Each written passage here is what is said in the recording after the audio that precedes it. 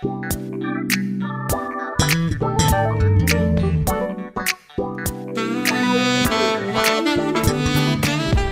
to this special edition of Culture. It's special because we're taking a little change of pace today, and that is I'm joined by an old friend that I've worked with many years, and that's Jill Weber, children's book illustrator, and her friend, Julie Sullivan. So nice to meet you. She's the author of the book, Mutts2. I know you two had fun together making this book, writing this book, but it's a rather serious topic, one that I, as a parent and an animal activist, lover myself, quite frankly, had not come across, and that is the issue of puppy mills. And it's something that, you know, is almost pervasive in our society, but not talked about enough, obviously.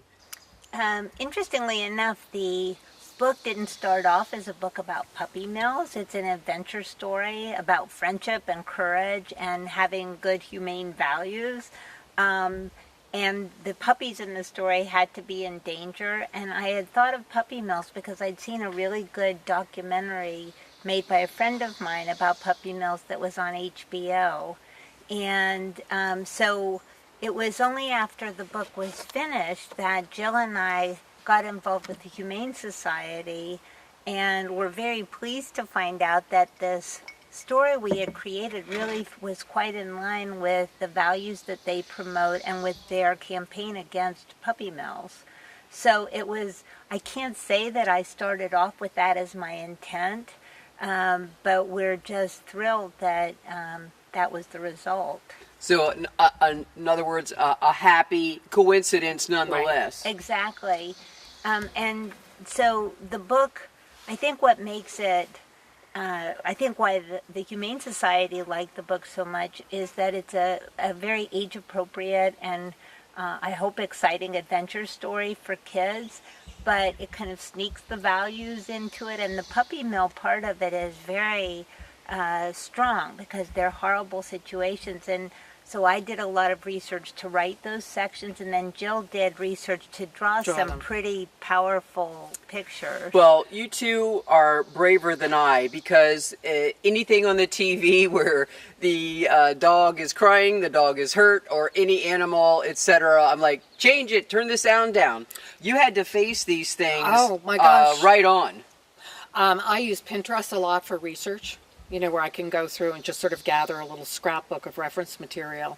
And the material was so disturbing that I made it a private board because I didn't want anybody to see what I was looking at. That's how upsetting it was. How do you even begin the process as an artist?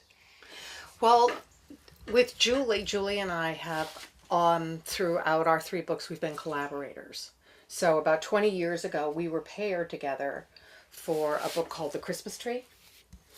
And then about maybe like 5 years ago, I received an article about this cat, this wonderful cat that was in the East Village. And somebody had said to me, well, first what they said to me was cats sell, and they thought it might be a picture book I would like to do. And I sat on it for a little while, and then I realized that I was not coming up with a story to go with this little vignette of a tale.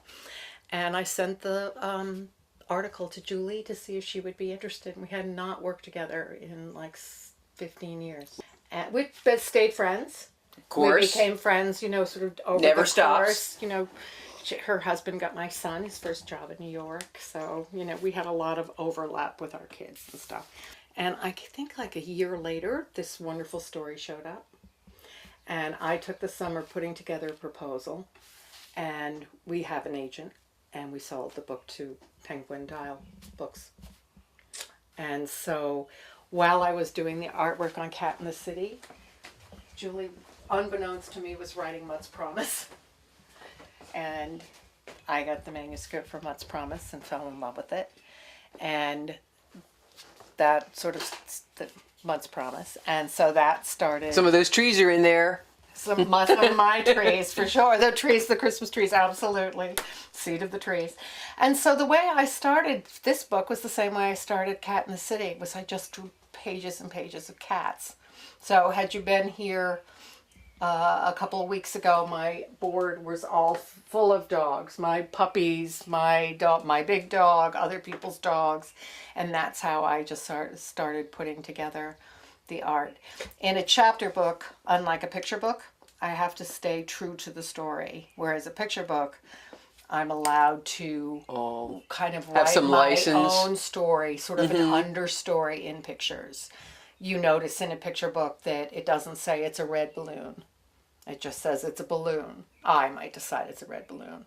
Whereas in this book, Good to know. yes, and in this book, in Cat in the City, the details I sort of go through and I make a list and an outline of all the characteristics and what happens in each chapter, and then I start sketching it out. As being a novice, once upon a time watercolor artist, I'm looking at this going, Oh my God, this the is techniques have really changed. And I think I'm in love again. This is the most.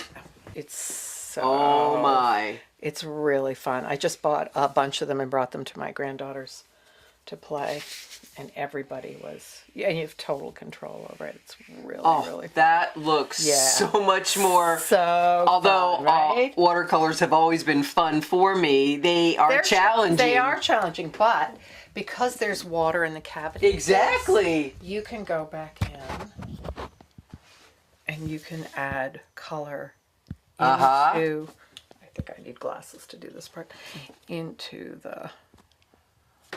Do they come with different heads? They do come with different, widths. I think I have 3 different. Yeah. I've worked from home many years myself as an editor, etc., and writer. Right. And it's both the love, love and the nemesis. It's both the best in the world and it's both the worst. And part of the best is that you have total freedom.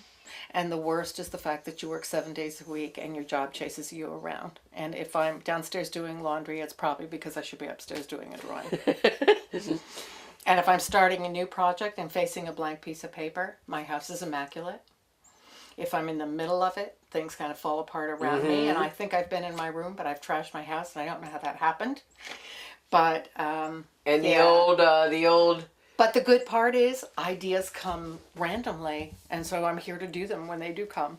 And for me, the bad word is deadline. Well, you know what? Deadline has it has a good side to it too, and the deadline. Really? Please tell me. The deadline means that you have to be done, and so you really can't go back one more time on that drawing, because it's due, and so wrap it up. You're done. My gosh, we love dogs. Man's best friend. Right. So it's just counterintuitive that people would be raising them, but obviously it's financial. Right. It's only financial. It's only financial, and they use the puppy mills to breed more dogs, and it's totally financial. And it was interesting. We spoke to a bunch of school kids today here in New Hampshire, and one of the little girls raised a really interesting ethical question, because we were saying you shouldn't buy puppies from these pet stores shops unless you know that it's a pet shop that's gotten the puppies in a humane and good way, whereas many pet shops get puppies from puppy mills. And she said, but aren't you rescuing the puppy at the pet shop if you buy it? Aren't you? And it was a tough question.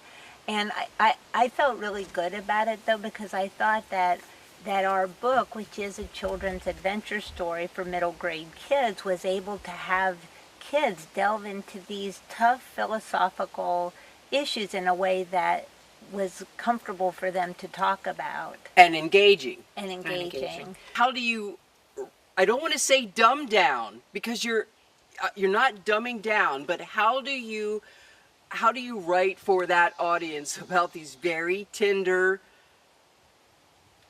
serious issues? I think that the most important thing for me writing about the story was to go to the emotional level, and because we wanted our puppies to escape from the puppy mill, I think we gave hope to the reader that there was a way, that this wasn't a dead end, that there was a way to escape from it, there was a way out.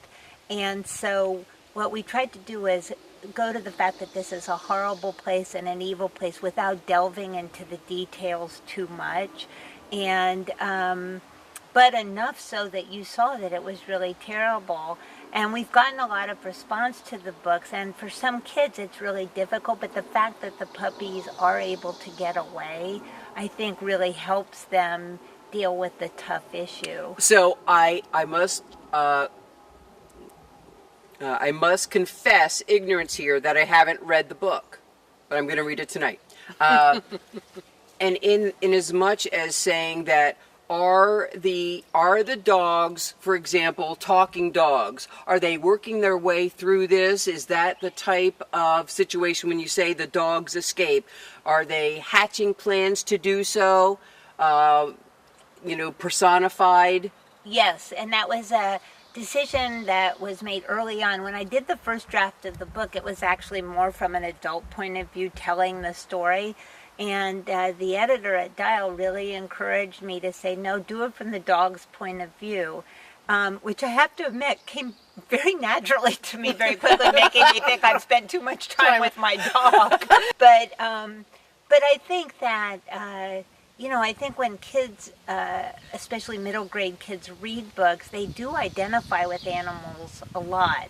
It's been amazing to us, talking to school groups, how many kids have dogs. But what I think that having the dogs speak through these issues is a way for the kids to speak through those issues at their age level, that it gives them sort of a stand-in for their own fears and kind of hopes that if they were in a situation that was difficult, that they would figure out a way to escape. And yet still making the escape not completely implausible, that it was something that could happen. And just interestingly enough, I did do a book event with Toast, who was a puppy mill survivor, who's a very, very famous, right? Yeah, Toast has like 300,000 followers on Instagram. I think that the portal for the kids to be able to accept what happened to the dogs is the Mutt's promise, that when you read the book, you'll find the mother makes this promise to her children that they can solve these problems. And I think that's the optimism, and it is the root of all survivors, which is sort of the root of this story to begin with. So we all do our part in that. Well, I think it's even more extra special that proceeds of the book in many respects are going to the humane societies. You mentioned New York City. Right here in my own production area in Greater Nashua, they're going to the Greater Nashua Humane Society, and I'm so pleased to represent them here in this community. And please know that one of the issues with this humane society is that they are a non-euthanizing humane society. And, that means long-term care, just like a hospital, just like a nursing home, where the cost of food is ever present, the cost of, electricity, etc., and care for, oftentimes aging animals that, we all know puppies and kittens are cute. But what about those older animals that deserve to die with dignity, etc., for as long as it takes, or to be there for, especially in an economic downturn, a place to turn and be treated with respect when the owner can no longer take care of them. Right. So I know, and I speak on behalf of everyone at the Humane Society when I say how grateful we are for what you're doing here in the Greater Nashua community. Still there. She's still there. Well, I didn't want to go there. We'll say for now. This is Carol. This is yours. So, as most of you, I think, know, this is the third book that Jill and I have done together. And the way Mutt's Promise got started, Jill was illustrating our last children's book, Cat in the City, which came out a year and a half ago. And so while she's illustrating, I have nothing to do. So I started writing another story, which turned into Mutt's Promise. And the book is dedicated to our mothers. and one of whom is here today, Barbara, and my mom's down in Florida right now. But the book was actually inspired by my mother's story a little bit, because she's a Holocaust survivor, and as a kid growing up, it always kind of was the thought in the back of my mind was, how could she be so brave? How could she survive all the things that she went through and still be a warm and generous and incredible person? And so, in a way, that's the theme running through Mutts Promise, because even though it's a children's book for middle grade kids, it's a story of survival and courage. And it's also about the lessons that mothers teach their children. We can show you. I mean, Jill made this really incredible PowerPoint. Just sort of go through a little bit of how we broke the book out. Settings. And actually, we have no color in the book, but this was going to be the back cover, so I thought it was good to use it. So the first setting is really on the farm, and it's very harmonious and lovely, and everybody is happily playing with the puppies. The second setting is the puppy mill, which is dark and scary. And then the third setting is where our puppies land when they go to New York. You can see they're in the cab.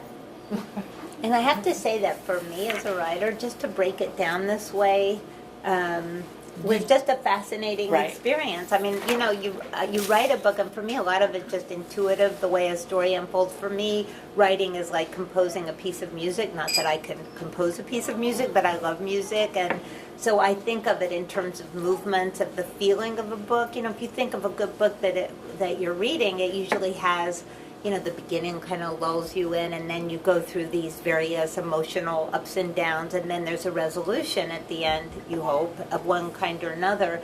But the way Jill did it, by taking it out, and she showed me what we had actually done with this story. Right, which was but it's hindsight. It's not something that I now it's done and I can break it out. Right. In closing, could you find an excerpt that might be a particular favorite of yours, or that you would share with us, with our viewers? So the section of the book I want to read about is where the puppies have been in the puppy mill for a long time, and they're starting to see themselves change, because in order to survive, they've been smart. They've sort of played the game of, the owner is a little bit of a psychopath, which I personally think people who are running these places something's not right with them, that they would treat any creature this cruelly. Right. And so they've learned to kind of play his game, where he operates on the principle that the way to make people behave is to be mean to them and to teach them fear. And they had been trained by a really nice young boy back on the farm they had lived on, who also trained them. And he trained them through kindness, through reward of love and of encouragement. And so there's a moment here, Raymond is the bad guy who owns the puppy mill. And this is the moment when Luna, who arrived there, she was the run of the litter, she was kind of insecure, and through the training she had gotten from the young boy who had taken care of them, he had taught her how to dance, and that's her talent, that's her skill. Right. And there was a special song that he used to sing to her that kind of triggered this response in her, and she could feel that part of her soul just kind of disappearing. And there's a moment when she's reminded of who she really is, and that's when she thinks, it's time to change this. And so that's the portion that I'd like to read to you. The worst times were when Raymond walked through the door. Luckily, he rarely came into the barn. When he did, it meant someone was coming or going. These were always terrible moments.